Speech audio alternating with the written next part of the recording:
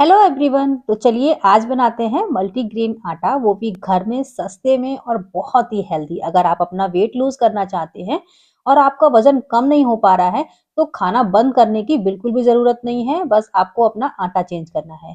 तो डॉक्टर भी बताते हैं अगर वेट लूज करना है तो आपको गेहूं की रोटी खाना बंद करना पड़ेगा, ओट्स की रोटी खाइएगा और दलिया वगैरह खाने के लिए बताते हैं। लेकिन यहाँ पर आप बहुत ही आसान तरीके से अपना वजन कम कर सकते हैं। रोटी बनाइए, पराठा बनाइए, इस आटे से कुछ भी बनाइए, बहुत ही स्वादिष्ट लगता है। तो करना क्या है, बहुत ही ईजी आज तरीका आपको बताऊंगी ये आटा बनाने का, और ये सारी चीजें आपके घर में अवेलेबल होंगी, आपकी किचन में होंगी। तो यहाँ पर मैंने मसूर की धुली हुई दाल ले ली है और इसको बोलते हैं मंडुआ। मंडुआ का भी आटा बनता है, मंडुआ की दाल बनती है। और यहाँ पर 2 कटोरी भर के मैंने बाजरा ले लिया है, 1 कटोरी चने की दाल और 1 कटोरी अरहर की दाल।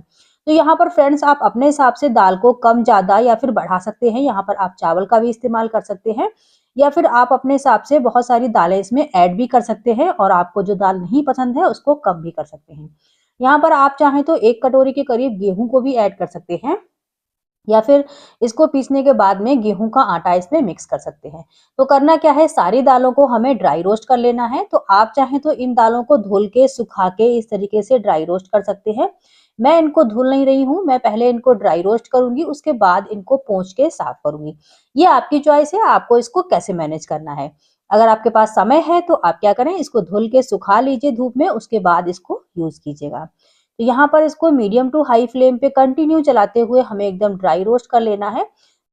दाल को भूनने से ये होगा ना कि आपकी दाल का जब आप इसका आटा पीसेंगे तो आटा भी महीन हो जाएगा, क्योंकि हम लोग इसका आटा मिक्सी में पीसेंगे, चक्की पे तो नहीं पिसवा रहे हैं। अगर आप इसको चक्की में पिसवाते हैं तो आपको ड्राई रोस्ट करने की कोई जरूरत नहीं है, आप ऐसे ही इसका आटा बनवा सकते हैं। लेकिन ड्राई रोस्ट करने से आप इसका आटा लंबे समय तक चला सकते हैं, खराब नहीं होगा इसका आटा और खाने में भी स्वादिष्ट लगेगा, क्योंकि भुनी हुई दाल का जब हम आटा पीसेंगे तो खाने में भी स्वाद इसका बदल जाएगा, बहुत ही टेस्टी इसकी रोटी लगेगी। तो मैंने इसको कॉटन के कपड़े में डाल के अच्छे से पोंछ लिया है। ये सारा काम आप पहले भी कर सकते हैं, मैंने यहाँ पर बाद में किया है। अब थोड़ी थोड़ी दाल जो है ना मिक्सी के जार में डाल के इसका एकदम फाइन पाउडर बना के तैयार करना है। तो दाल को मैंने हल्का ठंडा कर लिया था, मतलब दाल जो है ना हल्की सी गुनगुनी है, बिल्कुल गर्म नहीं है। गरम गरम में अगर आप पीसेंगे तो मिक्सी मिक्सी भी है ना जो खराब होने का चांस रहता है। तो दाल को गुनगुना रखिएगा ताकि ये फाइन पाउडर में अच्छे से पीस जाए। उसके बाद किसी मोटी वाली छलनी से इसको छान लीजिएगा, आप चाहें तो बारीक वाली छलनी से भी छान सकते हैं, उससे आपका आटा बारीक निकलेगा। लेकिन आपको ज्यादा देर तक इसको पीसना पड़ेगा क्योंकि जो छानन है वो ज्यादा निकलेगा। तो यहाँ पर अच्छा होगा हल्की सी मोटी छलनी से छान लीजिएगा। तो छानने के बाद में आटा जो है ना, जो भी इसमें छलनी में बचता है उसको फिर से मिक्सी के जार में डाल के और बाकी दाल डाल के इसको पीस सकते हैं। तो ये जो आटा है ना, जैसे मकई का और बाजरे का आटा होता है, सेम उसी टेक्सचर में ये आटा बन के तैयार होता है। और वैसे ही इसकी रोटी भी बनती है, जैसे मकई का आटा होता है, बाजरे का आटा होता है, जब हम उसको गूंथते हैं तो बाइंडिंग नहीं अच्छे से होती है, उसी तरीके से इस आटे में भी होता है। तो यहाँ पर इस तरीके से हमें आटा बना के तैयार कर लेना है। अगर आप ज्यादा क्वांटिटी में इसको बना रहे हैं तो आप चक्की से पिसवा लीजिएगा।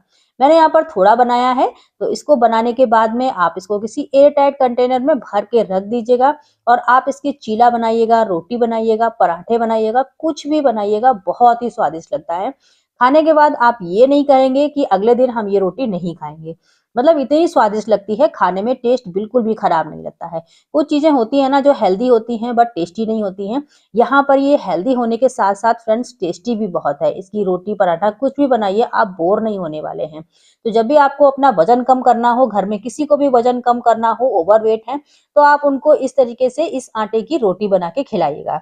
तो चलिए मैं आपको बना के भी दिखाती हूँ कि कैसे बनाना है। तो मैंने यहाँ पर थोड़ा सा आटा ले लिया है, हल्का सा मैंने इसमें नमक डाल दिया है, 2 चुटकी के करीब, ये बिल्कुल ऑप्शनल है।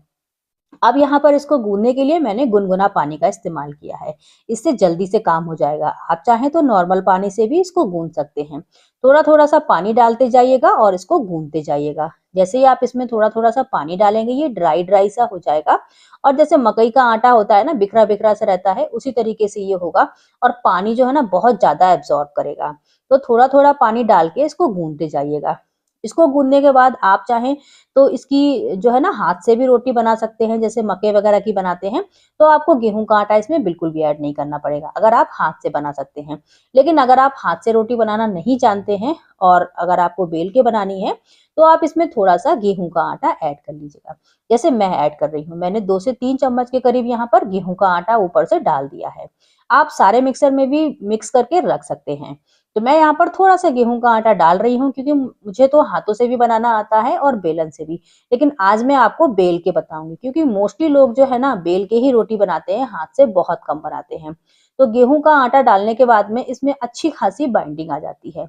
अच्छे से आटा बाइंड होने लगता है, बिल्कुल भी टूटता नहीं है।